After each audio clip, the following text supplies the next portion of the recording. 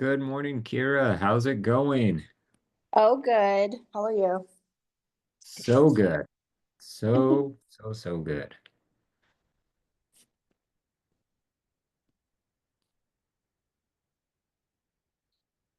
See if anyone else jumps on.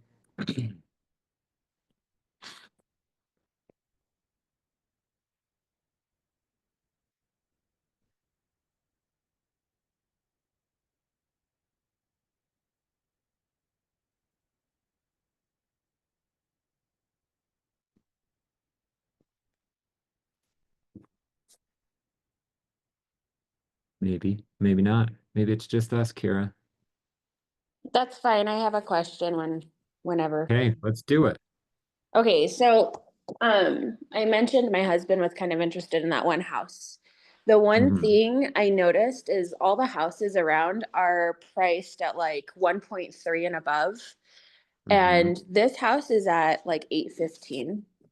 But what holds Awesome. me back, well, that's just the base price and then yeah, on things. But I one thing is the estimated taxes on it are 600 or 6,000, where everything else Mm. around Saratoga Springs is like maybe 3 or 4.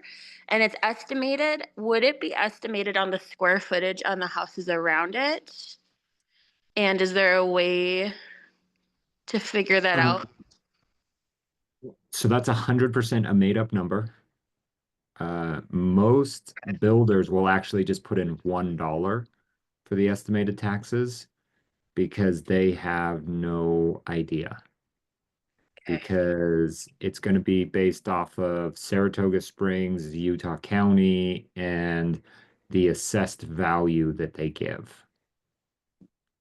So if the city and county think that it's worth a lot of money, then um, it will be higher. And you can even dispute that and come in and say, no, my property's not worth this much, and this is why I know that. And then it will bring down your taxes.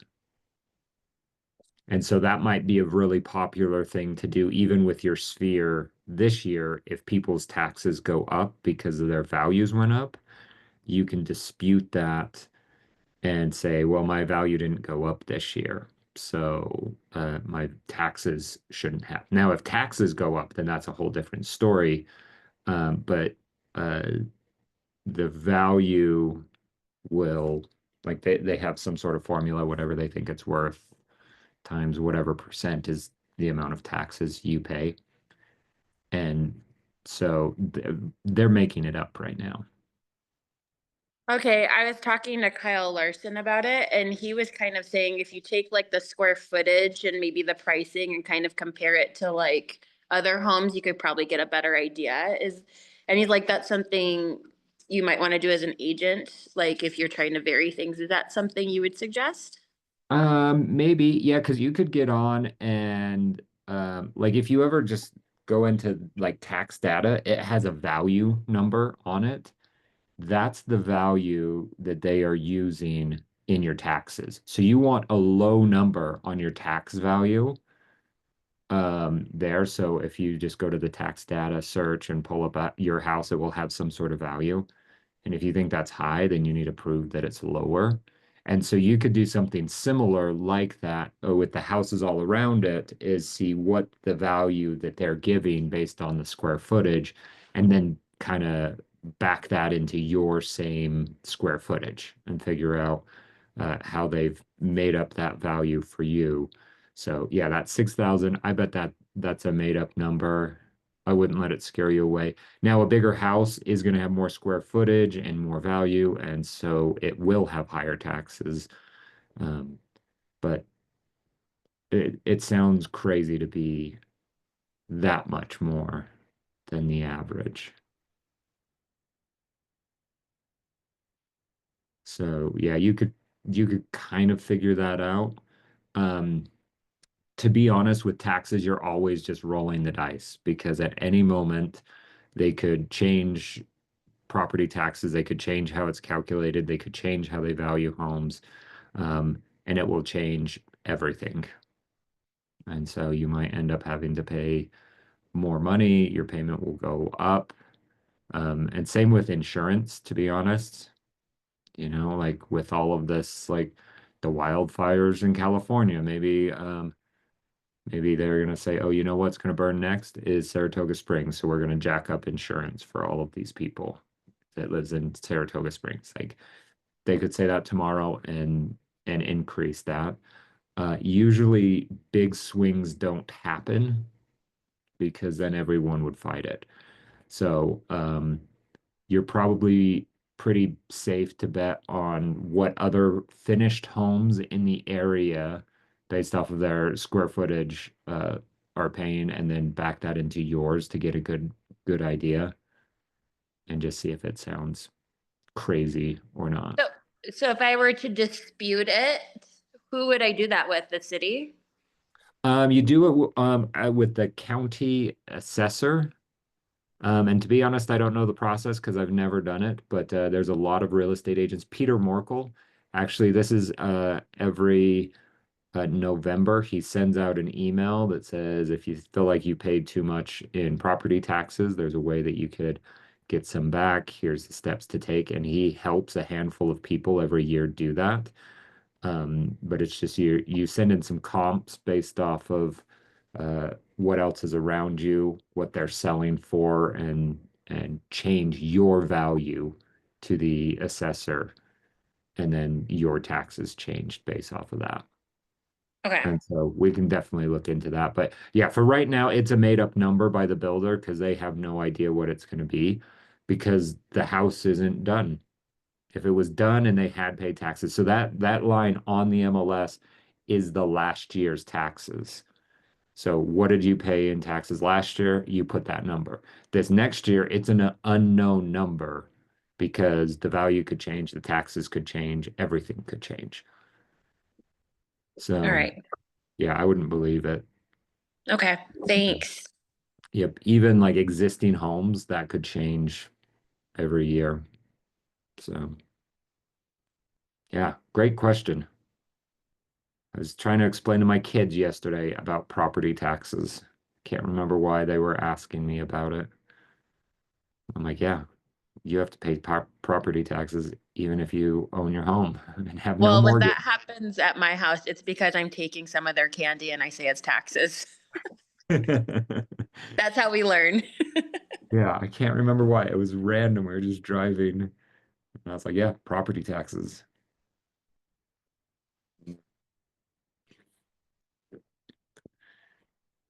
All right. Hump day. What else we talking about? Property taxes. You guys have any other questions?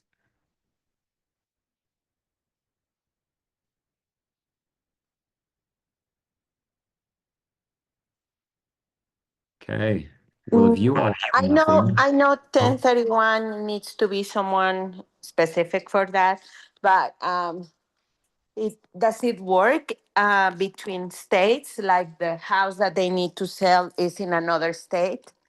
Sorry.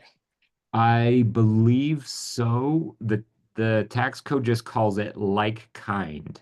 So if it's real estate, you invest in real estate, those kind of things. So you can even go, we've sold houses to buy land or land to buy houses. Um, Yeah, but but it has to stay in real estate. And so I'm 90% sure that you can go out of state. yeah, like if they are relocating and moving to Utah. Yep, yep, I'm pretty sure. Now, if it's your primary residence, like if you've lived there in the last 2 out of the 5 years, you don't pay taxes onto it up to a certain amount. I can't remember exactly how much that is. Um, and so if it's their primary residence, they're not doing that. And if you're rolling it into a new property, that's not going to be where you live. It's also probably going to be a rental property. So if they're selling a rental property to buy a new rental property, that's where the 1031 comes in. But to like sell a rental property to buy a vacation home, the government doesn't like that. Okay, so with that one, they cannot use the 1031. Yeah, and you might want to talk to a tax professional to see if there's something that they can do. If they are gonna have to pay taxes, there might be ways to minimize that or uh, change some things. So I'd get them in touch with an accountant Okay. and kind of explain the story, right? We're selling an investment, we're buying a house, or we're buying a house and then we're going to sell a rental property to put more money into that. Like, what does that look like? And see if there's some way to help that. And then Yeah. cross your fingers that they're going to get rid of capital gains because that was one of the things they said with the tariffs. Like, oh, if we don't have tariffs, we don't need capital gains. Um, but I can't imagine that that's going to happen. But who knows? We live in a crazy world where anything is possible. It's magic. Oh Yes. my. Well, Yes. thank you. Thank you so Yeah. much. Yeah. And if you remember from real estate school, don't be the tax professional answering all the questions. So I always preface anything like that when they're like, oh, well, I have to pay capital gains. I always say, maybe you should talk to your professional. What I have seen in the past, and but by no means is this advice, is, and then I'll tell them something. Almost how I said it to you. Like, I'm like 90% sure that you can do it on state lines. Double check with your tax professional. Like, don't take this as advice. I'm real good at helping you figure out which home to buy and what to buy and getting it for you. Not so great at making sure you don't pay taxes on that. I might have some ideas, but run those by um, your tax professional because maybe they have a whole different plan or something. They might not even know a tax person, and that's where you might need to connect them with someone to just have some questions. And then we have some great people. Right now is probably the worst time for that because it is the day after tax time. Maybe that's the best time. Who knows? Uh, Maybe everyone's done except for people like me. Um, so hopefully you all filed your taxes yesterday. Gosh, a lot of tax talk today. Yes, thank you. Yeah, because this is a person in my husband's office that is relocating in South Carolina. How Mm. would you recommend me to go with this? Like, they put the house for sale, but if the prices don't match with Utah's prices of the properties, I wouldn't recommend them to sell it. What do you think? Yeah, if they could keep it, I'm a fan of keeping real estate as much as you can.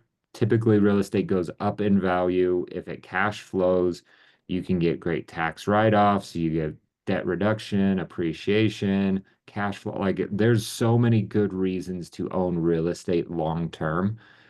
So if they don't have to sell to buy another property, they could go find a property manager that can take care of it and it can be fairly hands off for them. Now, if it doesn't cash flow, that's probably not a good idea. And when I mean cash flow, you should save They for couldn't. vacancies, like no one living there, and um, repairs and maintenance.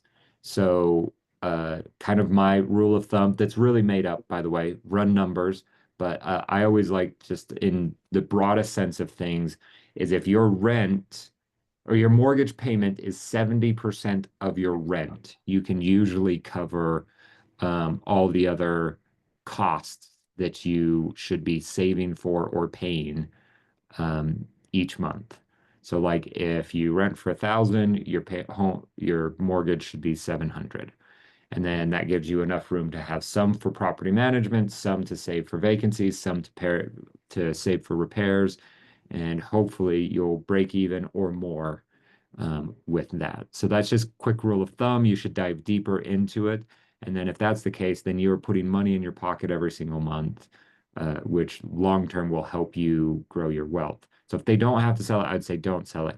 If they don't want to do that, which is more common, or if they can't do that, maybe it doesn't cash flow, maybe it's not a great rental property, um, then those are the kind of things that you'll want to help them sell and hopefully refer them to an agent. It sounds like it's probably already listed, and then they can use that money to for their down payment to pay off debts, to do whatever, to when they move into their new place, be in the best financial position.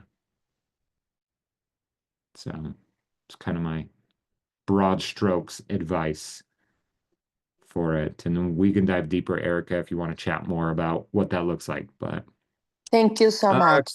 yeah. Yeah, you did it Okay, in 10 today, minutes. so fast. Woo. Today, we have make and receive offers with Amber Burke starting up in 14 minutes. So come on down to Ignite if you can.